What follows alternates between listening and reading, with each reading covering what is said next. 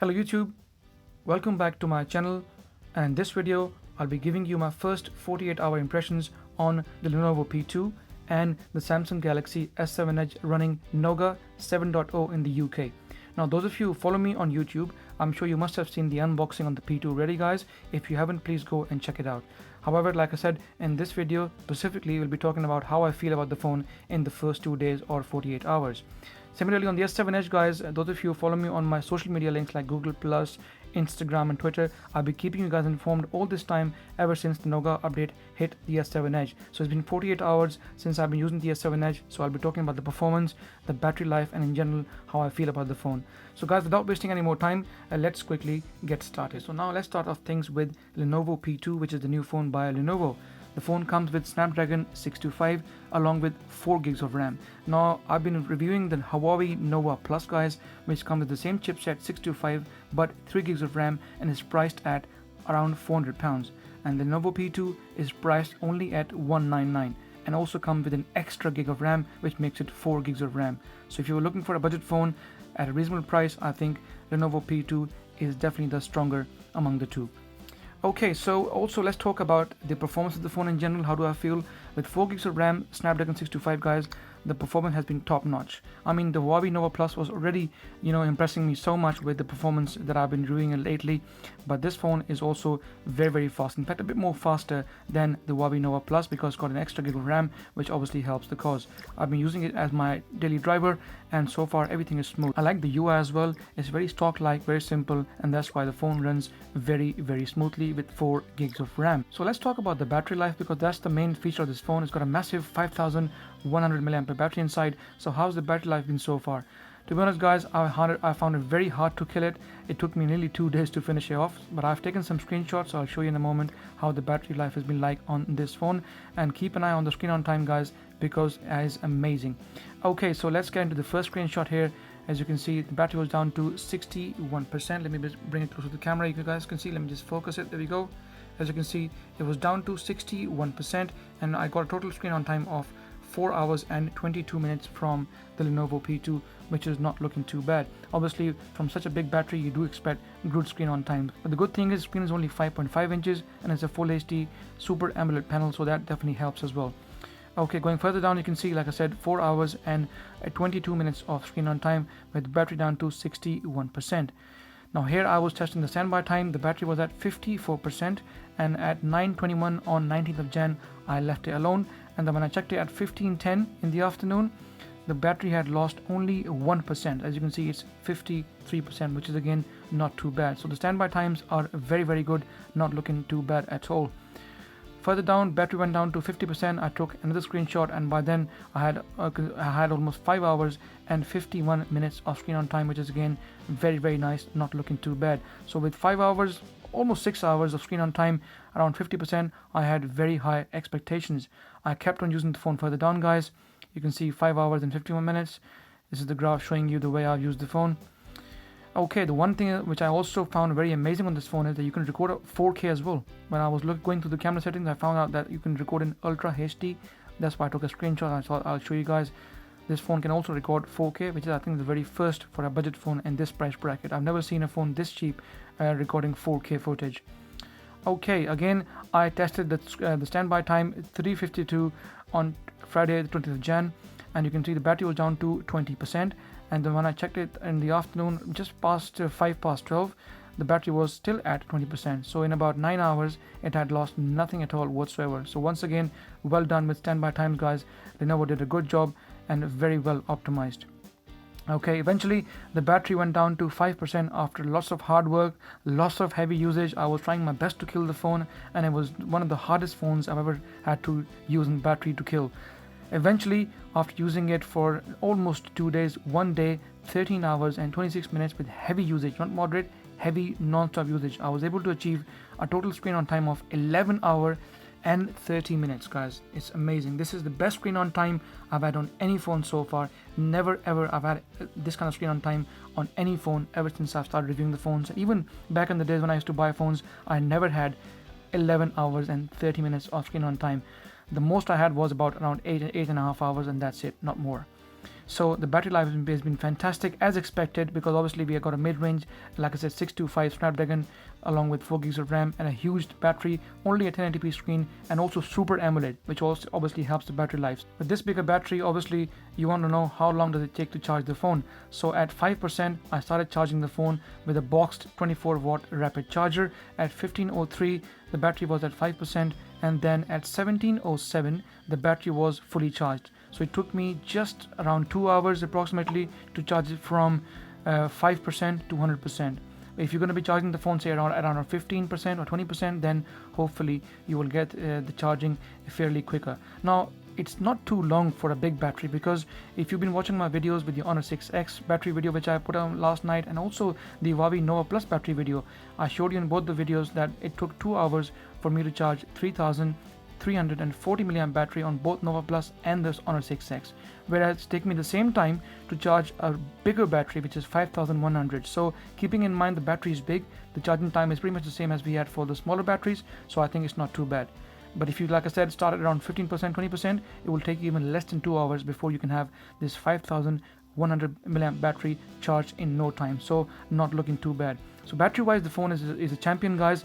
You don't have to even wait for my detailed verdict on the battery video, which I'll be posting in a few weeks time, because already you can tell that if a phone can give you 11 hours and 30 minutes on Wi-Fi, any sort of person with any sort of use will be satisfied with a battery like that, whether you're on 4G or you're on Wi-Fi. You'll be happy with it. If battery life is something which you're looking at, guys, then buy the damn phone. Don't think twice, because this is the best battery budget phone you will find at this price point. So all in all, I think it's a brilliant phone, long battery life, very good performance so far. I've been very impressed with the performance, guys. 4 gigs of RAM is more than enough for Snapdragon 625, and keeping in mind that the screen is only 1080p and not Quad HD, and it's a Super AMOLED screen. The colors are very punchy and very nice, so nice impressive stuff so far. Okay. Should you be going for this? I would say yes, you can, because the phone is, like I said, it's got plenty of RAM, plenty of battery life, nice punchy Super AMOLED screen, and there's nothing wrong with the phone so far. Camera is, I would say, a bit average. It's not the best camera. It takes a bit of time to focus. Let's take a couple of photos and see if we can show you what the camera is like. There you go, guys, and let's take a photo of the Samsung Galaxy's S7 Edge here as well. There we go, and once more see if we can take a picture of the mic here. There you go. So let's have a quick look at the photos. I haven't taken it with any settings. It's on default. As you can see, the pictures are looking not too bad as well, to be honest. They're nice for social media needs, Facebook, Instagram, Twitter. This camera is more than enough. As you can see, at times it struggles to focus, like I said, because it's low light and it's not the best camera in the world. But if you keep your hand steady and you keep the phone bit focused, hopefully it'll give you decent enough pictures. But don't expect the camera to do too much, because the camera is just about average, I would say, for the budget. That's the only weakness I see in the camera so far and on the phone so far. But apart from that, everything is superb on the phone. Battery life, performance have been very, very good. I'll keep you guys informed about if any Nougat update hits the phone in the next few months. I'm looking to keep this phone long term, guys, because I love batteries, and this is the biggest battery on any phone I've ever had. So I'm really looking forward to using this phone and see. Now let's talk about the Samsung Galaxy S7 Edge running Android Nougat 7.0 here in the UK. I received the update just a couple of days ago, and I've spent enough time to give you my early first impressions. The fingerprint sensor is not active. You still have to push the button and then open the phone up just like that. Hopefully in S8 we'll have an active fingerprint sensor like you have, for instance, on the Lenovo P2, which I forgot to show you guys. The fingerprint sensor on this phone is an active fingerprint sensor. All you have to do is put your thumb on the fingerprint sensor and it opens the phone straight away without any issues. So I like that. It's very easy, very conventional, and it takes hardly any time before the phone opens up. I hope that on the Galaxy S8 they can also put the same fingerprint sensor. Okay, so the first thing about any Galaxy is performance, and lots of people I know out there get put off. Oh, the RAM is not enough, TouchWiz is too heavy, the performance has been an issue. But to be honest, guys, in my opinion so far, the Nougat update has been a very impressive so far from what I've seen. The phone is running quite nice. I'll just give you a quick demo here. See how there you go. If I open any app up, it opens up straight away, so we have got no issues whatsoever. It's like the phone has had a new life altogether. Even previously it wasn't running too bad, but as you can see, TouchWiz has been cut a lot. You can see all the background is white now. All the colored icons that we had before here in the menu, they're all gone as well. So if I just open the drop down menu here as well, guys, you can see everything has been reduced and less colors, and it's more or less like stock Android now, so which is looking quite nice. And still I believe they can do a bit more work on it, but from what I can see, I think Samsung have got the message already. They want to keep things simple, they want to cut down on touch wiz so that Samsung phones don't slow down with time like they traditionally do, as we have seen over the years. But so far, S7 Edge I would say is the first Samsung phone that I've had for so long, and also it hasn't slowed down as much as I expected. Occasionally you will see the hiccup here and there, but I think with the Nougat update things are really nice and really refreshed. I like the new UI. It's more simple and straight, and it's more easy on the eyes as well, less colorful and less cartoonish and more professional, so I like that. So the performance in general has been very impressive. All the apps are opening up quick. See, whatever I open up, it opens up, like I said, straight away. So I'm pretty happy with the way things are at the moment on the S7 Edge running Android Nougat 7.0. Okay, also another thing which often people complain about is the RAM management. How much RAM is TouchWiz using? So let's get into memory management and have a look and see how much RAM memory the phone is consuming and how much free RAM have you got. This is a hot topic out there, especially those HTC and Sony fans. They're always cursing Galaxy, and I understand their predicament. They're not wrong. TouchWiz has been very heavy in nature over the years, but as we can see, Samsung are at least trying, and they're improving. Hopefully they will improve to a point where performance won't be an issue. So let's get into this RAM management. Here you go, guys, and let's have a look and see how much free memory you got. It takes a few seconds. It will calculate and see how much free RAM is got, and then I will show you in a minute what it's like. There we go. All the apps is telling you system and apps 2.6 gigs, available space 902 meg. This is the actual free space we got. The system reserved space is 562. I hope you guys can see it. There you go. So 562 is now been reserved. That means it will not drop down below 562. That's the system space reserved for the system, and it won't go down. And at the moment you can see we got approximately around 836 to 850 or to around 900 meg of free space, which is not looking too bad. Keeping in mind my phone is almost full. It's got loads of apps and lots of stuff, so the performance hasn't been affected so far. So in the previous iterations, I remember in the older Galaxies, even on the S7 Edge at some point, I used to only have 400 or 500 free meg, but now I can see it has gone up a bit. So definitely they're trying to cut down on TouchWiz, and things are improving, no question about it whatsoever. Camera is super impressive as always. This is probably one of the best cameras you will find in the market, and the shutter speed is very quick. Lenovo P2 obviously is not even close to this phone, because obviously that's a budget phone. This is a high-end phone. As you can see, the detail, the sharpness, everything is superb. So I'm very happy with the camera in general as well. Let's talk about the battery life, because that's one thing that's been affected in the last few months. When I got the S7 Edge new, the battery life was fantastic. But the last few months, few updates, the battery life has been affected. It's not the same as it used to be. I was getting around 4 hours of screen on time to 4.5 sometimes max, and I wasn't getting any more than that.